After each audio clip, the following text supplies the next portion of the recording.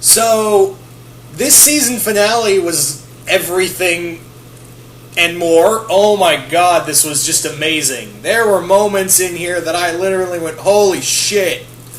So, I'm going to be talking about the the two-part finale, The Invasion, which is the TMNT Season 2 finale of, obviously, Teenage Mutant Ninja Turtles, which, wow, this was nothing short of that epic. Oh my god.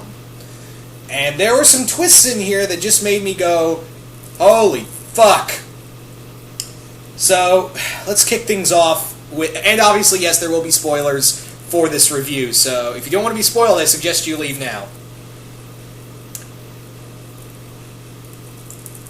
Okay, I'm guessing if you're still here, you want to be spoiled, or you've already seen the episode. So let's kick things off with the start of it. Now we start off with all of New York. It's snowing in New York, and Irma is, she doesn't look cold, and she's talking with April, and she's like, the cold never really bothered me anyway.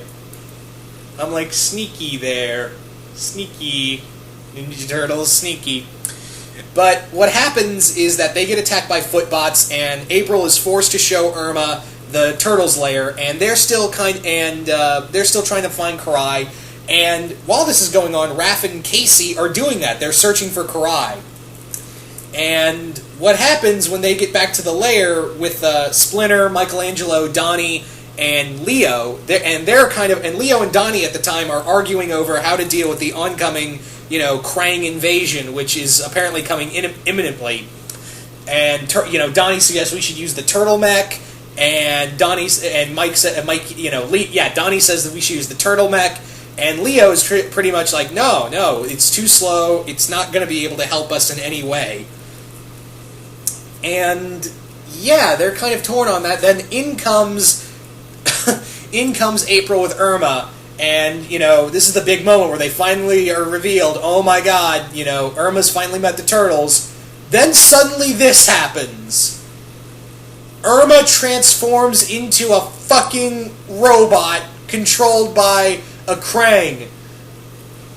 That moment right there made me go, holy shit, oh my god, because they mentioned something in the Big Trouble in Little Chinatown reference galore episode where she's like, you have a power that I don't know about, and we finally discover, it's a fucking robot controlled by a Krang, and not only that, it's a Krang voiced by Gilbert Godfrey. Did anyone see this coming? That's a moment that nearly made me drop my beer. And when you nearly make me drop my beer, you have done something amazing or just completely shocking. Yes, people, that is how I gauge my shock. Is if you make me, not if you make me swear out loud, which this made me do, make me gasp. It depends on all those factors. If you make me do all three, the big one being make me nearly drop my beer or make me drop my beer. That's the moment where I'm like, you have done something that has made me go, oh fuck, that is amazing, and scary at the same time. Because seriously, she transforms into this, and I'm like, this is a secret invasion moment right here. And it's not just like I said, it's a Krang voiced by Gilbert Godfrey, and he's voiced this thing called Krang Subprime, which is the ultimate Krang infiltrator.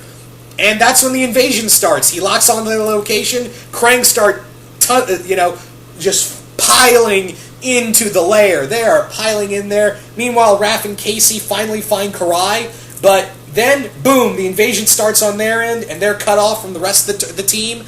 And, Leo, April, Casey, Mikey, Donnie, and Splinter are being just overrun by the Krang Subprime and his forces.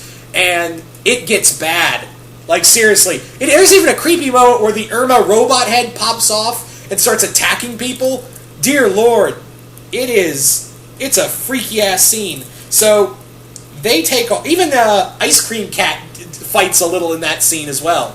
And we also have, the Foot Clan who are working alongside, even though they know it's a really bad idea, working alongside the Krang to conquer New York City. And in return, they'll get a retro mutagen to cure Karai and also help destroy the Turtles. And yeah, all the Krang ask is that the Foot Clan help them conquer the world.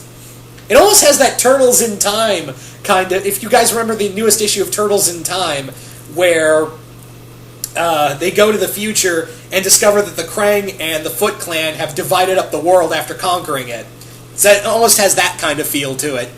So, yeah, the Turtles take off, but while Splinter holds off Krang Subprime, and then Leo gets cut off from the rest of the group, and only Mikey, Donnie, and April manage to escape.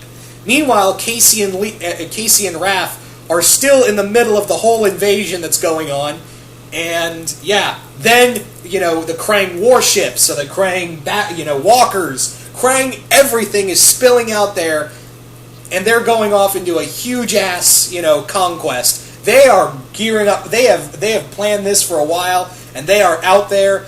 And yeah, suddenly Krang Prime shows up, and yeah, Krang Prime shows up, and she just is in this giant mech suit with a mutagen gun that is just starts terraforming all of New York. In just less than a few hours, New York is under the control of the Foot Clan and the Krang.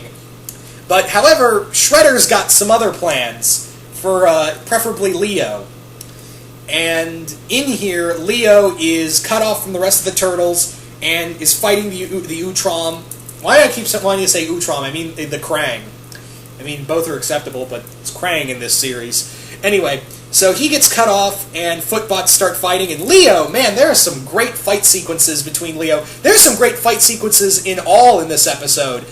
This entire 2-part, hour-long special, this had some really frickin' epic fight sequences. Dear Lord, were there some great fights in this. Especially with, Leo all by himself getting smacked, getting punched by all these Footbots, and he's not giving up. He's just fighting with one sword. He's just hacking and slashing, and yeah, it's a really there are some really brutal scenes in here, especially with the fight with Leo, just getting smacked around.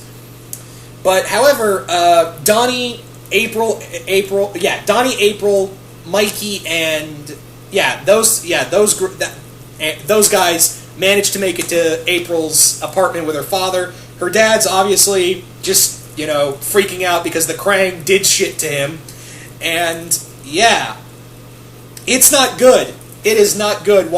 Meanwhile, Raph and Casey are trying to get back to their apartment to regroup, and yeah, they're in the middle of it. They're in the thick of it. While this group called the Earth Defense Force tries fighting off the Krang Prime. I'm pretty sure we'll see those guys again in the next season.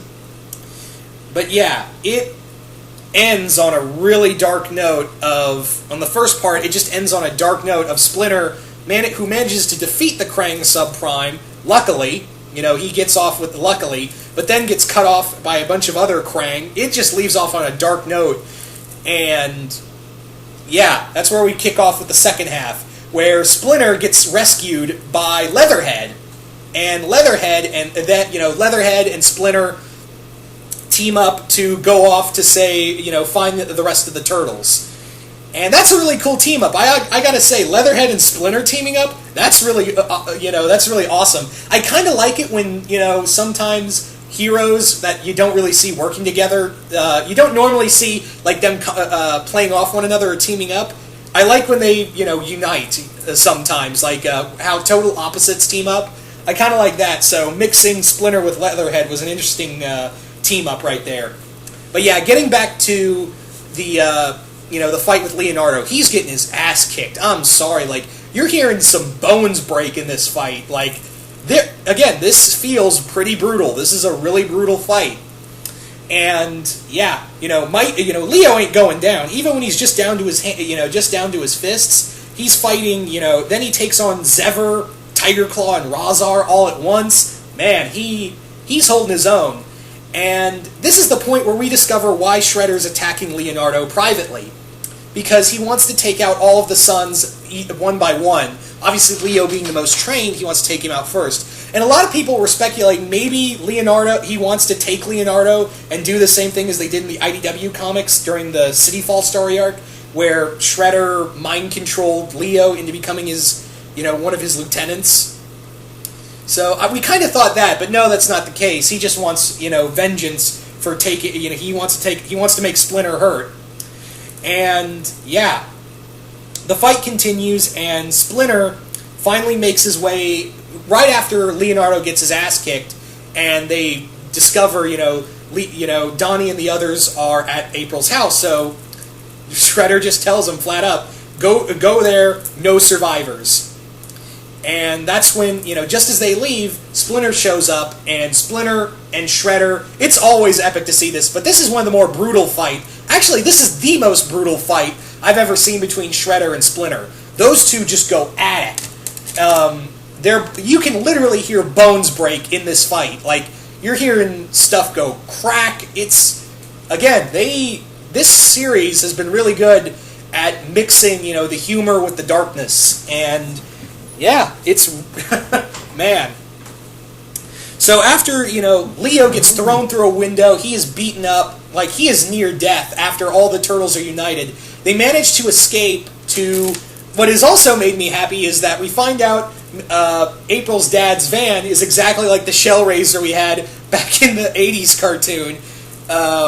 But then, suddenly, April's dad gets mutated again by Krang Prime. Meanwhile, they're trying to escape Footbots, Krang, it's hell, and meanwhile, back with, so they want to regroup back at the lair, but meanwhile, back at the fight with Splinter and Shredder, Shredder actually gets the upper hand on,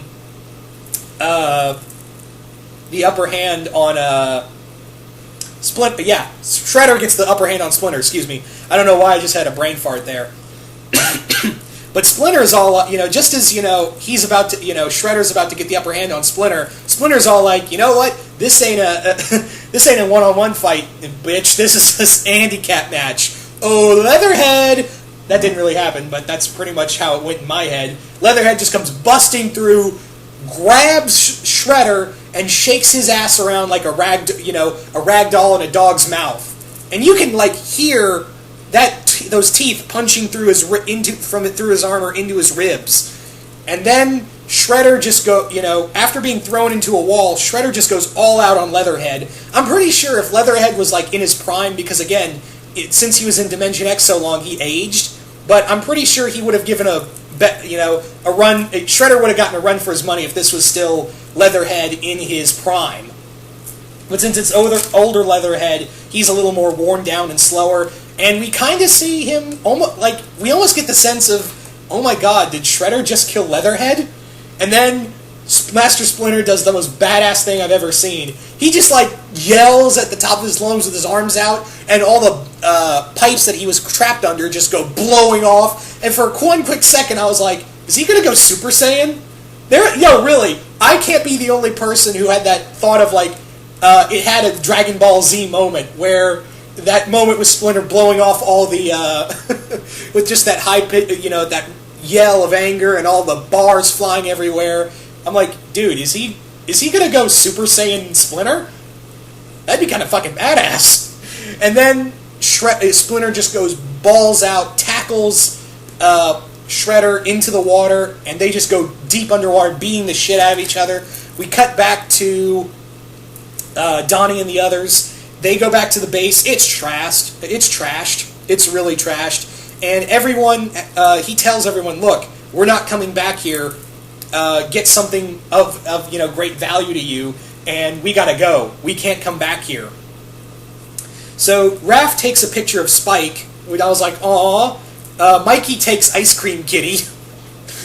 And yeah, we don't know what Donnie got, but yeah, they get out of there, and yeah, they regroup. They're trying to find a way back, and then they discover, they start hearing fighting while they're trying to find Master Splinter. They find Splinter still fighting the Shredder, and Shredder gets the upper hand on him, and then, oh no, there's also an epic, Splinter goes down fighting, but yeah, Shredder, being typical asshole that he is, blinds him and then just starts slashing at him, literally using his claws on Splinter, and the turtles are trapped between this bar and them, and yeah, they're forced to watch their father get literally torn to pieces and then thrown down a huge drain sewer drain, and Raph and everyone is just, they're just, at this point, they are emotionally destroyed. They are just completely worn out. Krang have invaded. They just watched their father pretty much die in their, well, I'll get back to that later on, but yeah. They are just worn out. They are beat. And then April actually steps up and says, "No, we're not. This isn't. This isn't going to happen.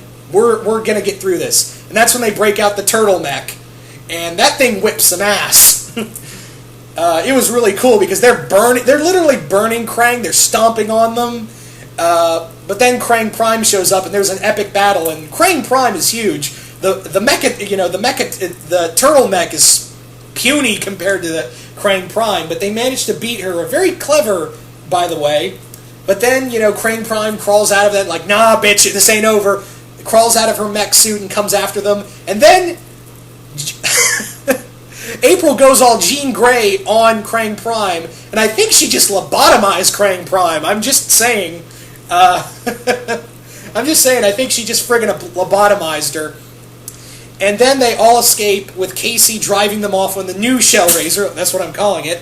And they drive off to They're pretty much going to Northampton, guys. They're going because she pretty much says, "Look, there's an old house my family once had up north. We're going to go there to stay where the heat's off." And I'm like, Northampton, there you go.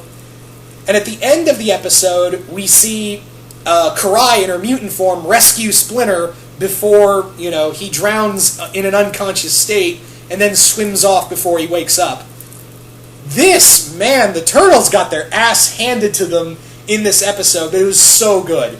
This two-parter was so good, and like I said, I am going to be doing episode reviews of Teenage Mutant Ninja Turtles. I know they're online, but I'm going to wait, since they're on TV, I'm going to wait till they're on TV to do the reviews. But yeah, this was fucking epic. I'm sorry, guys. This was just a really great two-parter. Man. And it's really cool to see that, Season 3 is coming soon. I'm really excited for all that. And again, I know it's online right now, but I'm going to wait because, not everyone has seen it online yet. I'll just wait for when it comes out on Friday, and then I'll be doing reviews because, yeah, I am going to be doing reviews of TMNT Season 3. So look out for those. But anyway, you guys tell me, what did you guys think of this two-part season finale? Did you guys like it? Did you guys hate it? What do you think's in store next for the Turtles in Northampton? Because we do know we're getting Mondo Gecko. We're getting a villain voiced by Robert Englund, the frickin' Freddy Krueger himself, alongside John Kassir, who is, most of you guys would know as the Deadpool from Marvel Ultimate Alliance, but also he was the Crypt Keeper, and they're playing evil beaver versions of the Care Bears. Yeah. We're also getting, like I said, Mondo Gecko. We got hints of Toka. We also might be getting. There's also rumors of Bebop and Rocksteady this season. I am totally excited. I am so ready for Season 3. But anyway, once again, hope you guys enjoyed this, and I'm out.